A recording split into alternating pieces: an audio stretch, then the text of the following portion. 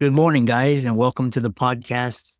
I've got a fantastic guest for you coming out of Ottawa, Canada today, Colt Charlebois, and I'm really happy to have him on the show. And he's an entrepreneur. He's a Kingdom business coach, which we will find out more about what that is. And he's overcome a lot of struggles, and he's changing the world, helping clients. And I'm really happy to have him on the show. Cole, welcome. Wow, what a pleasure. Thank you for that intro. Glad to be here. Yeah. Talk about your journey and your story, and we'll dive right into the questions. Wow, where to begin?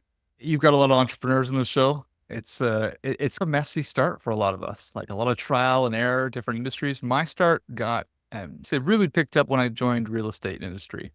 And so I was 25 years old, thought I was going to make $1 million before 30, jumped right in. I wanted to become a developer, but I thought, hey, the fastest way there is to sell real estate to investors and developers and really get into their world. I'll be totally frank. It was very ego driven for me. I thought someday if I have my name at the top of a big building, I'll have made it. Then others will say, he's the man, he's made it. And Chris, it was just a really humbling process. I failed more than I succeeded. By the time I was 28, I was $100,000 in debt, and not the good debt, not someone goes to Harvard type of debt. Like really just owed a lot of money to a lot of different places because I kept trying things that failed. Yeah.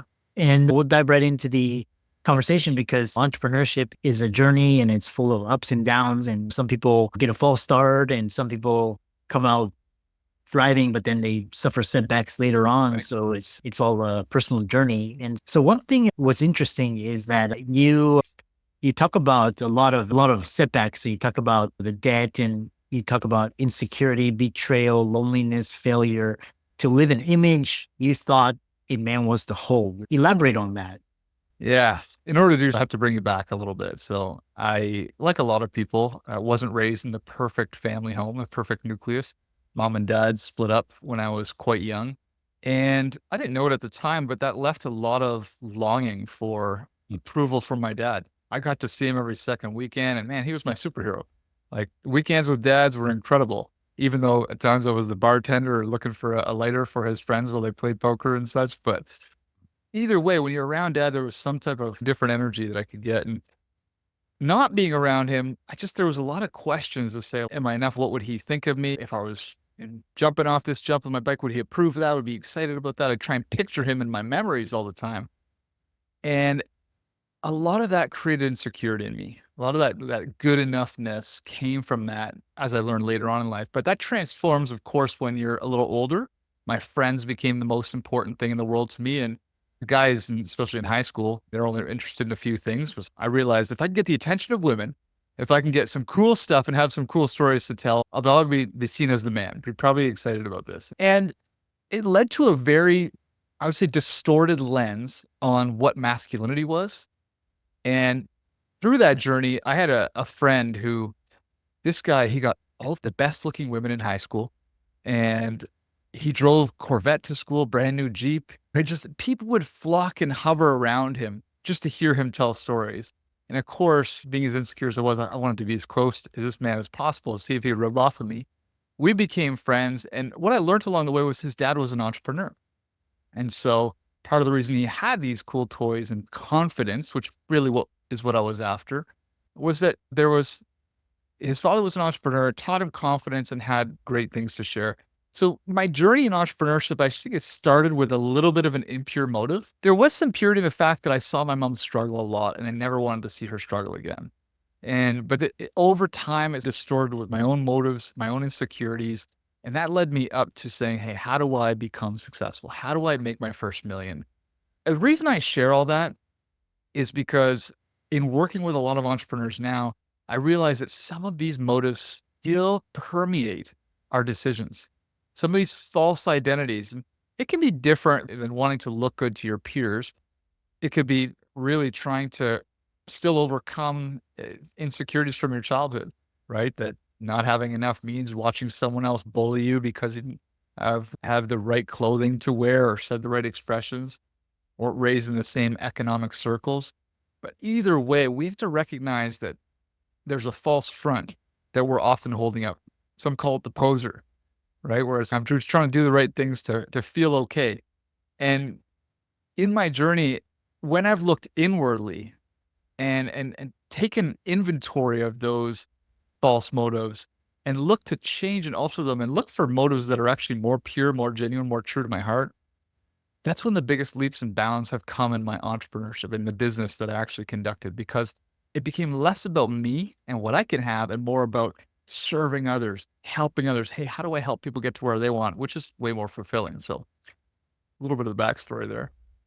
Yeah, and I want to dive into this more because what I hear is we all go through emotional trauma. I lost my mom at an early age, and my dad got divorced twice, things like that, and just being an outsider. And then one thing is talk about is you talk about this. What's interesting is you have a false narrative we attempt to live is the core reason we don't succeed. What is that all about? Elaborate on that. Kristen, you might have experienced this in your own journey, but if not, I'm sure you witnessed it. Have you ever seen the person who they've got it all on the outside? They've got the house, they've got the marriage, they've got the income, the car, perhaps, and yet them personally. And on the inside, it's I don't know what it's called, a disaster, right? It's total chaos. They're coping with alcohol or other things just to escape it. They're crawling in their own skin because they've got the image they always thought would deliver on the promise, and yet it hasn't. And so success to me, it starts with peace inside. It's like we have to be in a position where, hey, there's something on the inside that's satisfied and content. And when success is just always in a state of discontentment, there's a problem there. Yeah. When we look back at those initial traumas, which is your question, there's usually a correlation. There's usually some sort of pattern that's emerging from a very early instance or a core instance where it could have been like some gone through divorce or very difficult betrayal within their relationships. And that pattern or trying to disprove what that lie suggested to you can be this momentum in your business that causes a devastating ripple effect, if that makes sense. So I'm talking in generalities, but why don't you tell me what you, I'm sure your audience loves to hear from the Grandmaster himself. Has this been true for you? Have you noticed a pattern in your own life from difficult seasons that was either helpful or hurtful in your journey? And you mean just if you can elaborate, like just I can answer the question better. What? You mentioned something about your parents separated. Yeah, yeah. So what did you believe about yourself as all to that, and how did that play out into your entrepreneurship journey, good or bad? Yeah, it's interesting because when you were describing your journey, it was very similar because I had to basically, I grew up with the image that you had to be successful. You have to have this certain income. You have to have this type of spouse, live in this neighborhood, drive this car, have this certain size of house, etc. And it's all basically what's interesting is you describe this facade where it's like you're running towards this and it's just putting up a front. And what's interesting is you talked about this thing where you go to Instagram and you see these beautiful people like six packs, beautiful, physically attractive, and they're living all these. And actually a lot of like they just go at a one bedroom and they basically go to Instagram to get their validation or they and go out to get the adulation of people. But inside they're like, this need to achieve and to succeed and, this need for constant validation, which I want to ask you this, when the image of success becomes too heavy to hold up, what does that mean? You said a great word there, validation. It's like when we're operating out of a construct where we're working hard in order to get feedback from others. And so we're trying to prove something inside to a world outside. And there becomes a point where that image of that dancing clown, that unicycle riding monkey that's inside of us, it becomes too exhausting to keep it. We're striving to hold up an image that on a deeper level, we know is not truly us. And the scary thing is we don't know who we really are because it's not satisfying us. So where this comes up, where I've seen this come up often is we look for forms to medicate. You get a lot of physicians that follow you. They know all about medication, right? Especially those who overuse what they've been prescribed. Now, there's some medication that is socially acceptable. Alcohol, have a drink after work. There's nothing inherently wrong with that. What's wrong is when you have to have it. When these exterior things control you because it's suppressing and satisfying something that is just unpeaceful and chaotic inside. So if I can use a more dramatic, for men, I work with a lot of men. Pornography is a huge one. It's like they go to this secret place to escape where they can be never rejected, always fulfilled, but it's always a fleeting. They never want to tell anybody about it. It's embarrassing. They have these dependencies that just control their lives that they're trying to manage and mitigate. Sometimes they can be simpler. It's just food. They just always say yes to the food that sits in front of them because they're satisfying a deeper longing with this external medication. So hopefully that answers your answer, at least in part. Yeah, it's the other question I have for you is because when we dive into these really deep topics, is the next question I have for you is what is this? You talk about the Adams movement, and what is that, and how are you using that to develop healthy men and strong men and that are husbands, fathers, leaders? Oh man, thank you for asking that. The Adam Men's movement is so primarily, I just love business owners, like those that are out there. They've got something in their heart. They're trying to make it a reality. They're living in the chaos. They're trying to make sure they're a good father, good husband, good provider, good spouse. I'm sure there's lots of females that listen to. And I recognize that we can't just talk business. At the core of all of our great achievements, there's an individual, right? And so we started the Adam Men's movement to help men really set and define who they are as a man and understand what kind of man do you want to be so that they can draw the gap to say, hey, here's where I am today. And here's ultimately the man I want to be, the type of character I want to demonstrate, the type of priorities I want to prove to the world that I have, prove to my family that I have, prove to myself that I have, so that my words match up with my actions, which is a big one. Sometimes there's a bit of gap there for some of us. We make a lot of promises because we want to win people over, but yet we don't always follow through. And those things keep us up at night, don't they? And so we take primarily what we do at the movement is we have a weekend. It just went by a couple weeks ago.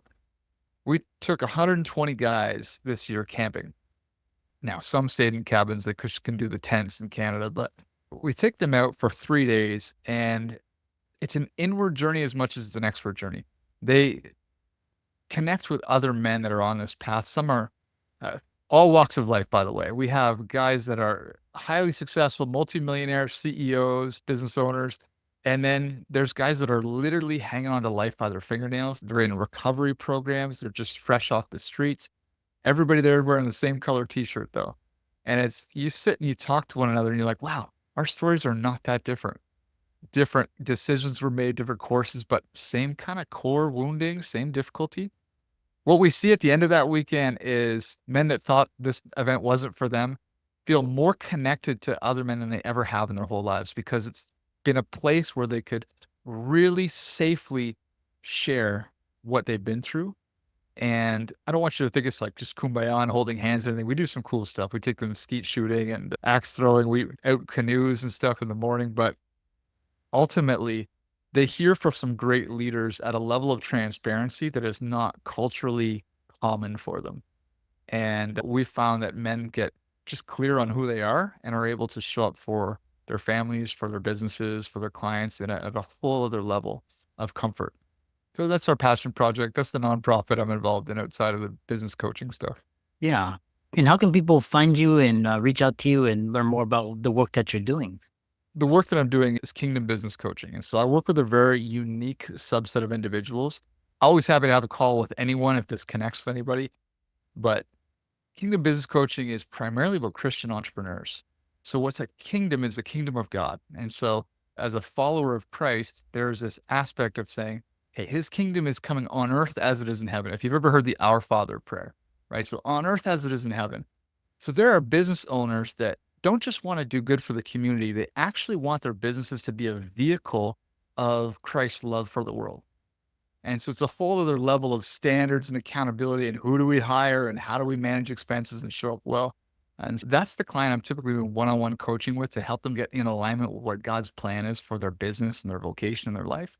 And if there are people out there in the audience that piques interest for, they have more questions about, and whether they're call themselves a follower of Christ or not, that's totally okay. I love chatting with all business owners, but you can find me at Colt Charlebois. That's a good French Canadian last name Charlebois.